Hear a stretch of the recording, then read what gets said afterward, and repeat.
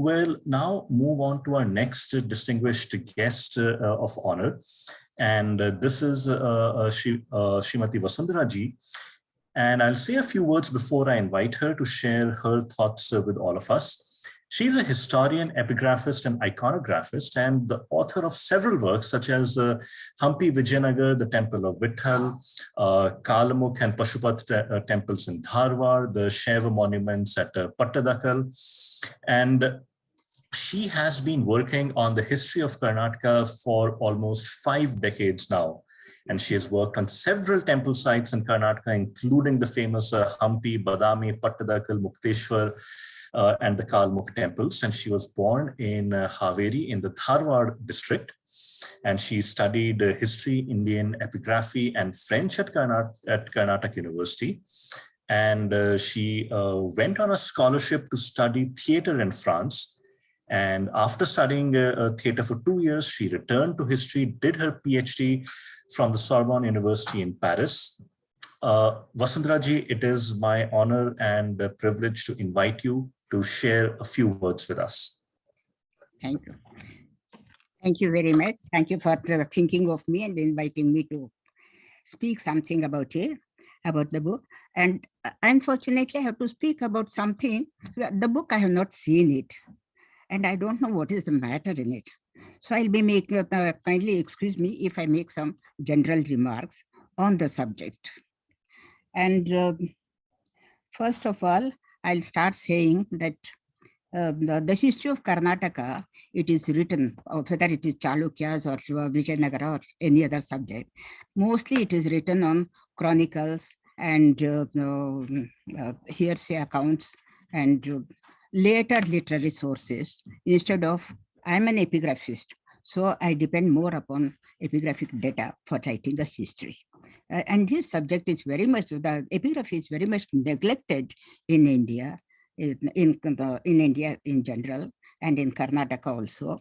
So the youngsters, what I advise them is to set aside all that is done about the history first, and then go to the inscriptions and the contemporaneous literary sources to rewrite the history of any state for that matter, whether it is Karnataka or Tamil Nadu or anything, instead of repeating what our previous people have said.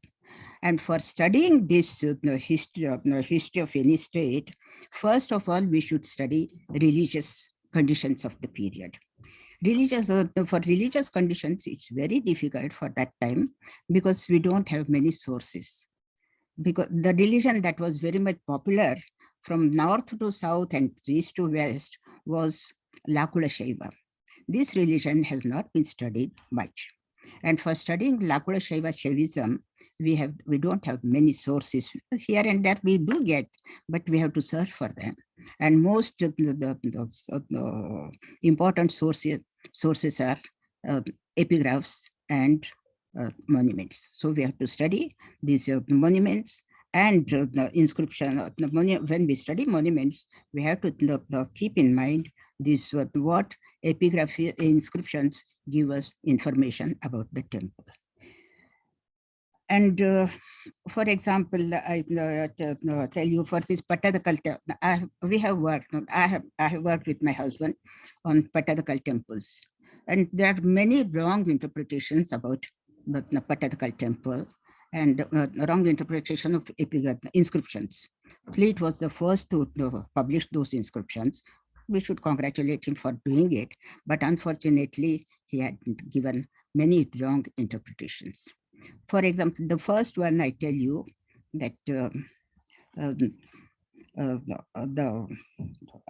we have worked on these temples, and I speak especially about this Lokeshwara temple, that is Virupaksha temple. Somebody mentioned, you have mentioned, I think, Virupaksha temple in Pattadakal. And there is in the inscriptions, it is said that Gundan, the Tenkana Dishe Sutradhari, and the Fleet interpreted it as Tenkana Dishe means the south. Karnataka is also in the south, but for him, Tenkana means the south means Tamil Nadu. And he said that since Vikramaditya, he conquered Pallavas, he brought the artists from the Tamil Nadu, from Kanchipuram, and they built this temple, but it's not correct. Because first of all, Gundan is a typical of Kannada word, Kannada name. You don't get Gundan in Tamil Nadu inscriptions, Tamil inscriptions. And in another, and the Dakshina, the Tankana Dishe Sutradhari. Dishe means here, he interpreted that as direction from south, so from southern direction. But Dishe has another meaning also, and that is style. The Sutradhari means important architect in the South Indian style. And many people think that Lokeshwara temple is a copy of Kailasnatha temple. No, it is not true. Because when Kailasnatha temple was built by Rajsimha there, his contemporary Vijayaditya, who was ruling over Karnataka from Badami, and he built a temple to Vijayeshwara, and both are in South Indian temples, South Indian styles. So they are the first two temples in South in Karnataka and Tamil Nadu. They are in South Indian style, we can say. And from that time, it was introduced. And when already that South Indian style is introduced in Karnataka and in the Chalukyan Empire, why should that lady, that queen, Loka Mahadevi, should bring artists from Tamil Nadu to build the temples? And we should also remember that these Tamil Nadu, perhaps there was only one school, and these artists were trained in that school, and some went to Tamil Nadu and some came to Karnataka, and they built the temples in the same style. We should take it in the global view we have to take, and not saying that they were in wars and see, I like very much the saying of C. Shivaram Murthy, that of course when wars are fought, negative, there are many negative aspects, but the positive aspect is internal exchange of heritage and culture in between the two the kingdoms, vanquished and the vanquished. So this is also was there. And when we study these these Karnataka temples in Karnataka, at least I have not studied in detail the Kailasnatha temple, but since I have studied temples in Karnataka, and especially the Chalukyan temples, both Badami and Kalyan Chalukya temples, what I have noticed is that there's a lot of influence of Lakula Shaiva religion. And what is this Lakula Shaiva religion is that Shiva comes with a lakuta in his hands, and he preaches, he imparts the principles of Shaivism there. And the main principle of that Shaivism is that all gods are one. They are all emanated from Shiva. So you should not make any difference between Shiva, Vishnu, and Brahma, Surya, etc. So this he preached, and that became very popular in Karnataka and in South India. And so in this the Lakula Shaiva religion, there were four parts, four sections: Pashupata, Kalamukha, Kaula, and Kapalika. Kaula and Kapalika were from in the north of India, North India. And Kalamukha, Pashupata, they come to the south. And Kalamukha, Pashupata, they followed this Vedic system, whereas there it was Tantric. Vedic and Veda and Agamas were followed here in the south, and especially in Karnataka. So, so when you study the Patadakal temples or Kalyan Chalukya temples, you should know the principles of Kalamukha and Pashupata religions, and then you study.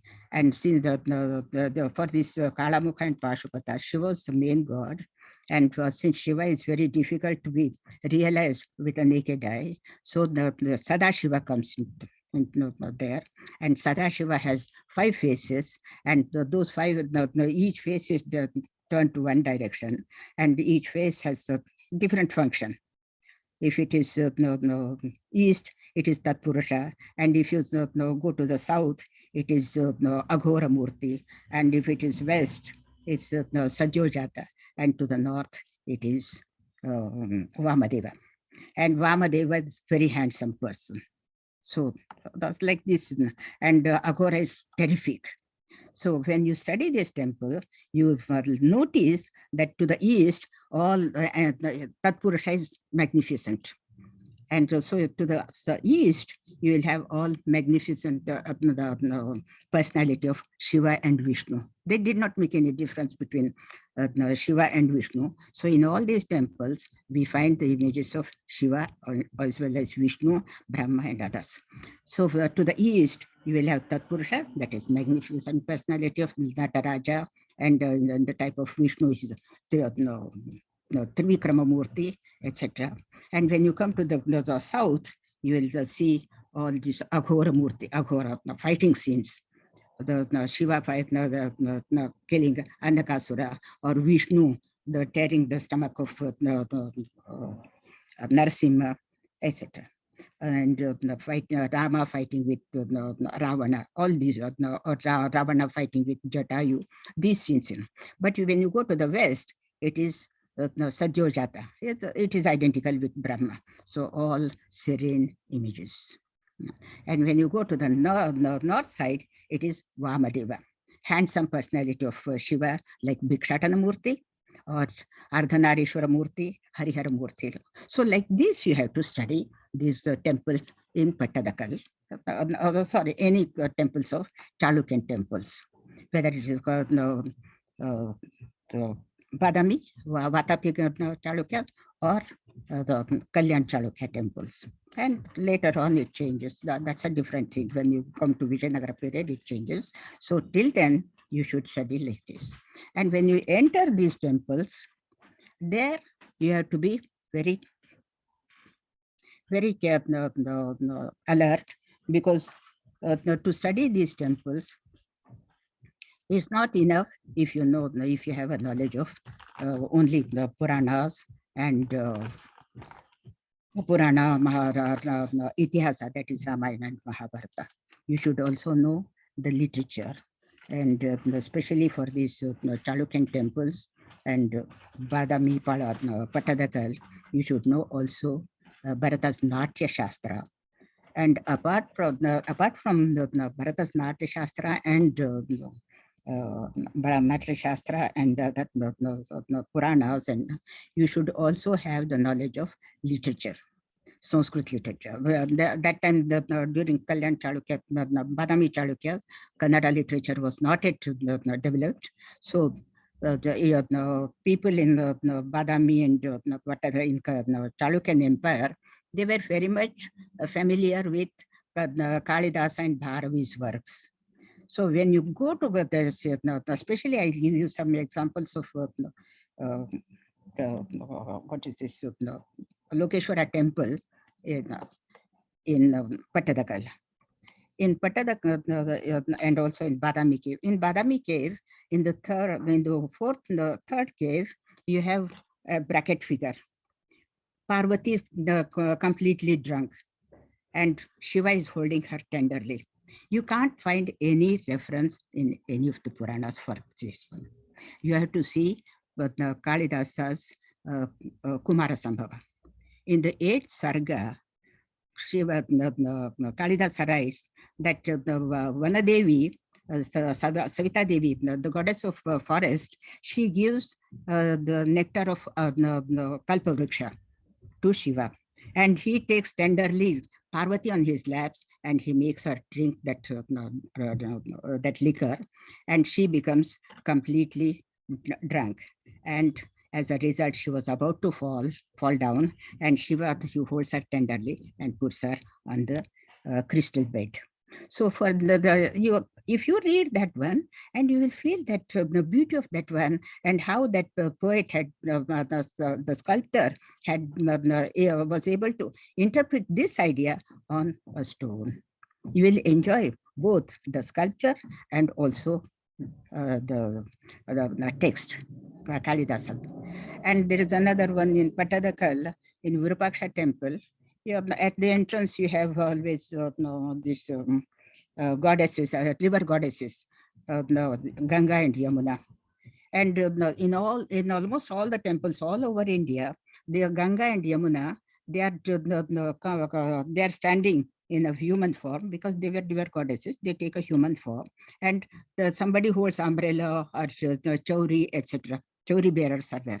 But in the Lokeshwara temple, that's Virupaksha temple, on the door jambs, you have the Ganga and Yamuna, and the chauris are represented, but nobody holds it. There was one lady who worked on the river goddesses in the temples, and she said only in this temple nobody holds that chauris. I don't know who is. And for this, again, you have to read Kalidasa's Kumara Sambhava. In that, when she was was getting married, that procession, all the gods and goddesses, the procession goes to the Himalaya, and while going, this goddess, the Yamuna and Yamuna and Ganga, they take the human form and they also go. And the Sir Chamare, poet says they came out, Sir Chamare, they were with Chamara, but he doesn't say who holds it. He doesn't precisely say who is holding it. And that Sir Chamare, that artist had represented it on the door jambs of that temple, but nobody holding that. So like this, you have to know if you know the text, you will enjoy more the beauty and the intricacies of thoughts in those sculptures. And I'll give you another one. I said Bharatana's Natya Shastra, and for Natya Shastra, rasas are important. And this rasa, sculptors have been able to reproduce it in stone. Rasa, it runs like this, but in stone they have they have held it frozen. And for example, I'll give you one example. On one of the pillars, there's a scene of Mahabharata. You must be knowing that, you have seen it, Mahabharata. And in the central of the, there are 3 panels. On the top, the Dharmaraja and the Duryodhana, they are playing dice. And one of them loses and the other one laughs.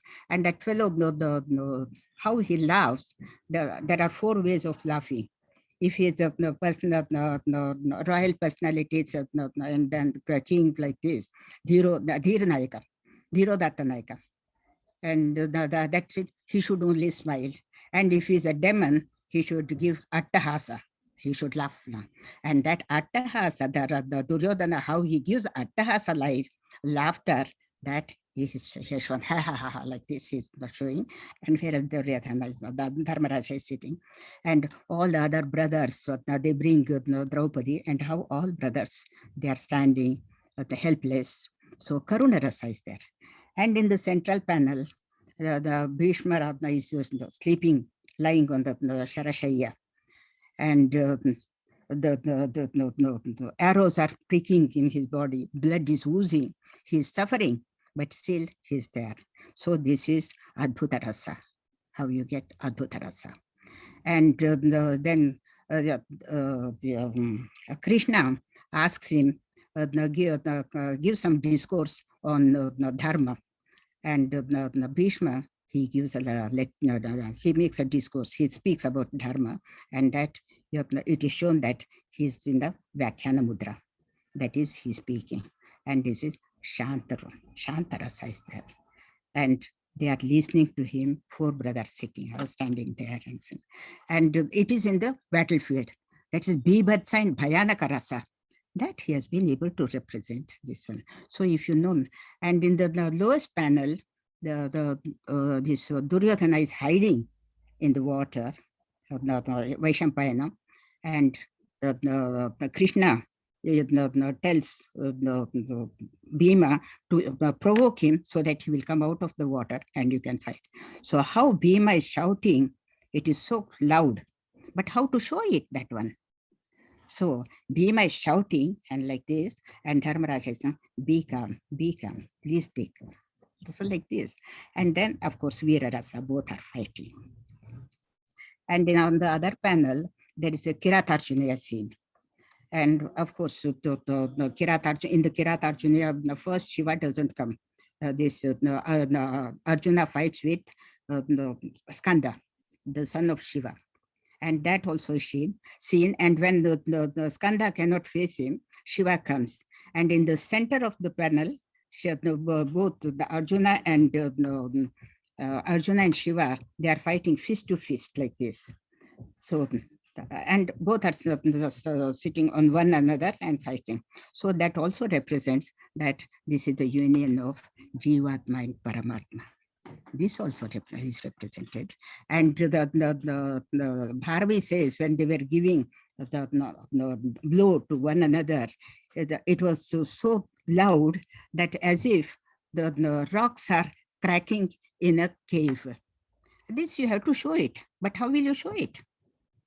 The poet, he had used the intelligence. He had brought Parvati, and she is sorry, not poet, the sculptor. He had used his imagination, and when the Shiva and Arjuna, they are fighting, Parvati is standing there, and she could not stand that loud noise, so she puts her hands on the ears. So these things, if you know the text, and if you know that, if you see these sculptures, then you will enjoy much better. So for that, what my advice is, I'm sorry, I have not seen your books. I'm very eager to see your book. Hopefully I'll be in India on Monday, this Monday, and you can send the book to me, to my address in Mysore, and I'll be very happy to read your book. And if I have to say something, and I'll be in Mysore for 4 or 5 months, you can come and see me if you want to. If you want, it's not an obligation. You can, and we can have a discussion, more discussion. And since I'm already an old lady, it's you to take the relay and do the work, much more work. And for that, my advice is to go directly to the original sources. Don't depend upon what the X, Y, Z, they have said, X has said, there's the Y had said that one, and you don't take any other media in that. You go directly and give your own opinions, and that will be your original contribution to our Indian history. And our Indian history our India will shine much better, because I stay here in France, and I see how Indians and Indian history is misinterpreted here. So you give them some good knowledge, original knowledge. So for that, you read inscriptions and contemporaneous sources, the literary works which were published in those days, that time, and also the other this Purana and Itihasa, all these things. And in Ramayana, there is only not only Valmiki Ramayana, there are so many versions of Ramayana. So you should see all those Ramayanas, all those Mahabharatas, and some local legends were current, and what was that you should see. And then, but don't take the fiction for facts. See that you judge what is fiction and what is fact, and you write history. This is my advice to youngsters. Thank you for inviting me. And sorry, I cannot say anything about your book. I'm eager to see this book. Please excuse me if I have not said anything about it. And I'm very happy that the youngsters are going to Badami, Pattadakal, and they are working, because when I started working, there were no books. So I had to go directly, and there was only one small guide by Annigiri on the Pattadakal temples. So that helped me a lot to write, to continue my work. So now I'm happy that others are getting interested. You can, and as long as I'm alive, I'm happy to help you, because I'm already 83 years old. So I don't know how long I will stay. So please come. You can always contact me and help you. I help you. And thanks for, and congratulations for thinking of working on Karnataka temples. You are the new Bandri. Okay. Thank you. Thank you so much, Vasundhara ji. Your words of encouragement to the authors is so greatly appreciated, and the blessings of the seniors never goes in vain.